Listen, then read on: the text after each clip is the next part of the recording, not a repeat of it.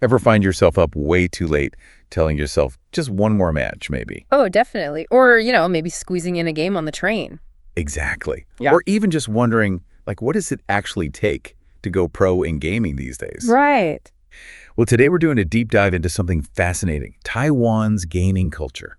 It's way more than just a hobby there. Yeah, it's really woven into the fabric of daily life. It's quite something. So our goal today is to sort of unpack what makes it unique. We're talking late-night gaming sessions, a huge mobile market, professional esports. And how it all connects people, too. That's a big part of it. Absolutely. We've been looking at some really interesting sources that paint this vivid picture, and we're excited to share the key takeaways with you. Yeah, there's a lot to get into. Okay, let's jump right in then. So first off, gaming in Taiwan isn't really confined to teenagers in basements, right? Not at all. It's incredibly widespread. You've got students, sure, but also office workers, parents, people from all walks of life. It seems like it's just a really common way for people to unwind. Exactly. Relax, socialize, and for some, yeah, even compete seriously. Okay, so here's where I found it gets really interesting based on what we read. This whole night owl gamer culture. Ah, yes, that's a huge phenomenon. People playing super late, like after 10 p.m., often way past midnight. Why? Why is that so common there? That's a great question, and it really ties into the pace of life.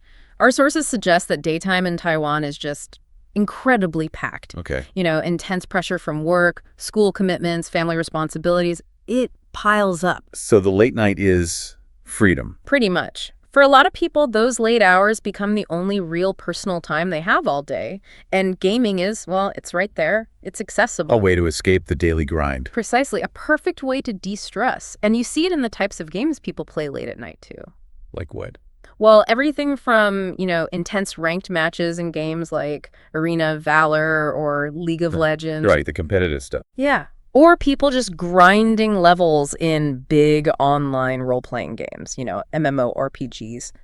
Or even just chilling with casual mobile games. So it covers the whole spectrum. Totally. And the stats back this up. One source mentioned over 70% of young adults playing regularly, and a big chunk of that happens late at night. Wow, 70%. Yeah.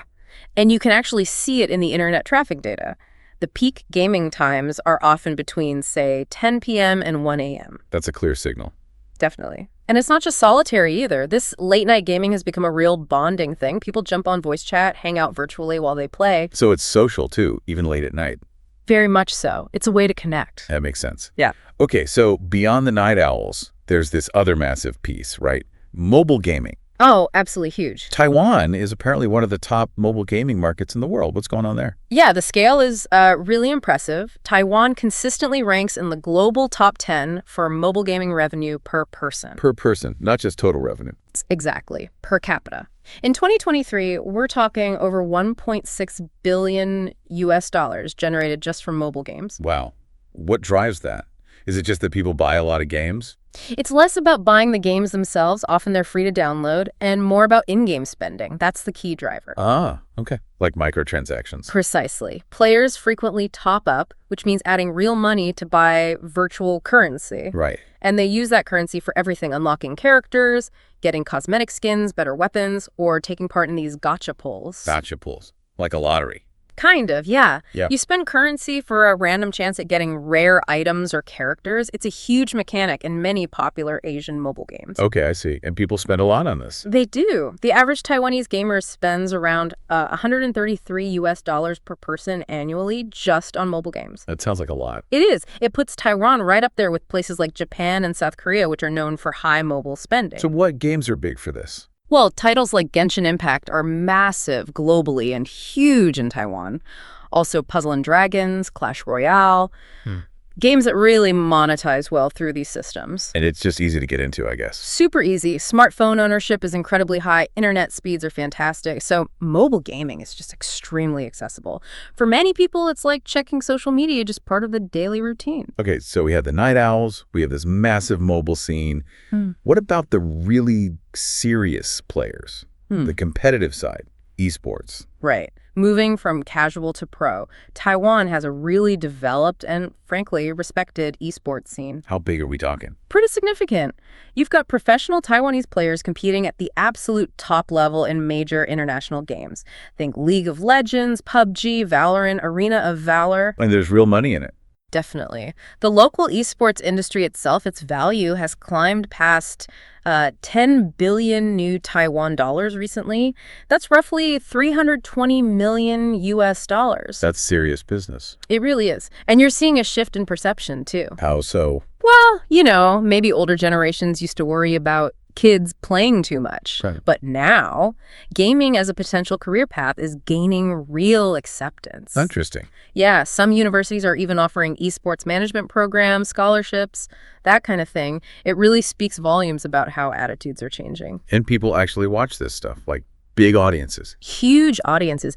Esports events draw thousands of fans live in arenas and millions watching online. Millions. Now, speaking of esports, that TPA win you mentioned, the 2012 League of Legends World Championship, that sounds like it was a huge moment. Oh, here's where it gets really interesting. That TPA victory in 2012, it was monumental. The sources say it basically single-handedly made esports a household topic in Taiwan. People were paying more attention to that than some traditional sports broadcasts. No kidding, more than regular sports. For many viewers, yes. Yeah. It really elevated gaming from just a pastime to like a point of national pride. Okay, that's massive. Yeah. So, okay, putting aside the pro scene for a moment, what does all this gaming mean for just like everyday social life? Is it just about winning in leaderboards? Not at all. That's maybe one of the most interesting aspects. Gaming is a huge social connector in Taiwan. How does that work? Well, think about how you might normally hang out with friends. Maybe go out for dinner, see a movie. Sure. In Taiwan, increasingly, friend groups might just decide to log in together instead. Maybe tackle a co-op mission in a game or play something fun and collaborative like Overcooked Online. So it replaces some traditional hangouts? Sometimes, yeah, or supplements them. And this trend really got a boost during the pandemic, naturally. Ah, right, when people couldn't meet up in person. Exactly. Online games became a crucial way to maintain friendships. People used voice chat apps like Discord essentially as virtual hangout spaces. It really solidified gaming's role within Taiwan's social fabric. It offered this kind of low-friction way to stay close. That's fascinating. It really reshapes what hanging out can mean. It does. It redefines community for a lot of people. You know, we've been throwing around terms like grinding and co-op and gotcha. Maybe we should quickly break down some of this gaming vocabulary we came across, just so everyone's on the same page. Good idea. Yeah, understanding the lingo definitely helps paint the picture. Where should we start? How about that term we used a lot? Night owl gamer. Right. Simple enough. That's just someone who tends to play games late at night. You know, my friends are all night owl gamers. We usually start playing around 11 p.m. Okay. And grinding. Grinding is basically repeating a task over and over in a game to gain something, like experience points, levels, or in-game items. It can be tedious, hence the name. Like I spent all weekend grinding for that rare sword. Exactly. Then there's a ranked match. That's the competitive mode, right? Yeah, where you play against others, and your wins and losses affect your rank or tier. Like, we lost the ranked match, so we dropped back down to silver. Got it. What about co-op? Co-op is short for cooperative. It means players work together on the same team against computer-controlled enemies or to achieve a common goal. So the opposite of competing against each other. Right. Let's try the co-op campaign later. Okay. How about AFK? I see that sometimes in chat. Yeah. AFK stands for away from keyboard. It just means someone is logged into the game, but isn't actively playing at that moment. Like stepping away for a minute. Exactly. Sorry, had to go AFK. The dog needed to go out. Makes sense. And gotcha game. We touched on that. Right. Those games built around spending currency, real or virtual, for randomized rewards, like pulling from a virtual vending machine, hoping for something good. Like I used all my free pulls in the gotcha game today. Yep. Then there's rage quit. I think I know that one. Yeah, pretty self-explanatory. Suddenly quitting a game because you got really frustrated or angry. He totally rage quit after getting beaten again. Okay. Casual game. Those are simpler games, easy to pick up and play for short periods, often on mobile. Think puzzle games or simple arcade-style games.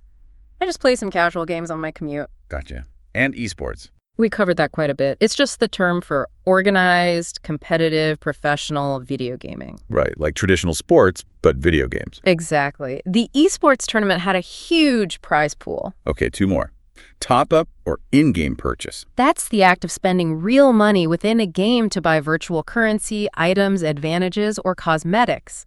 I might do a small top-up to get that new character skin. Right, fueling the mobile market we talked about. Precisely. And finally, server maintenance. Ah, the dreaded downtime. Yeah. That's just the scheduled period when an online game is taken offline by the developers for updates, bug fixes, or technical work. Can't play tonight, there's server maintenance until morning. Okay, that's super helpful context for all the things we've been discussing. Yeah, it's its own little language sometimes. So, looking ahead then, we've got these night owls, the huge mobile economy, pro esports taking off, gaming as a social glue. What's next for gaming in Taiwan? Is it just going to get bigger? All signs point to yes, and probably deeper integration into life. The sources highlight a few trends. Like what? Well, technology, obviously. The rollout of 5G networks is a big one. Faster, more reliable internet makes everything smoother, especially mobile and online gaming. And cloud gaming too, right? Exactly. Services like Xbox Cloud Gaming or NVIDIA GeForce Now are becoming more available. That means you don't necessarily need super expensive hardware at home to play high-end games. You just stream them. That could lower the barrier to entry even more. Definitely. And then there's emerging tech like VR virtual reality and AR augmented reality. Still feels a bit niche, maybe. It's growing. You're starting to see dedicated VR arcades pop up in big cities in Taiwan. It suggests there's an appetite for more immersive experiences down the line. Interesting. What about support from, the government? That's another key factor. Our sources indicate that Taiwan's government seems to recognize the value here, both economically and culturally. So they're backing it. Yeah, there's support for local game developers and initiatives to help grow the esports scene further. You're seeing more local game studios popping up, creating titles that are reaching global audiences. So more innovation coming out of Taiwan itself. Right, and fundamentally, I think the biggest trend is just this continued blurring of lines. The line between gaming, socializing, entertainment, it's all getting fuzzier. So it's really becoming less of a distinct hobby and more just part of life. Exactly. For many in Taiwan, it seems gaming is evolving into a fundamental lifestyle. Wow. What an incredible journey through Taiwan's gaming world. We've really unpacked a lot how it's such a huge part of daily life, whether you're a dedicated night owl gamer, grinding through a ranked match. We're just playing a casual game on the bus, maybe doing a top-up for a gacha pull. Right. It really is about connection, competition, relaxation. It's all mixed together. So next time you find yourself logging in late at night or just tapping open that mobile game on your phone, remember you are definitely not alone. Yeah, chances are thousands of others from Taipei to Tainan are right there with you, grinding, chatting in co-op, maybe even getting ready for server maintenance. It really makes you think, doesn't it? How technology like this doesn't just change how we spend our free time. But it can actually build entirely new ways to socialize, new communities. And even whole new career paths that nobody could have imagined just, 20 or 30 years ago. It's a profound shift. It really is. Well, thanks for joining us for this deep dive today.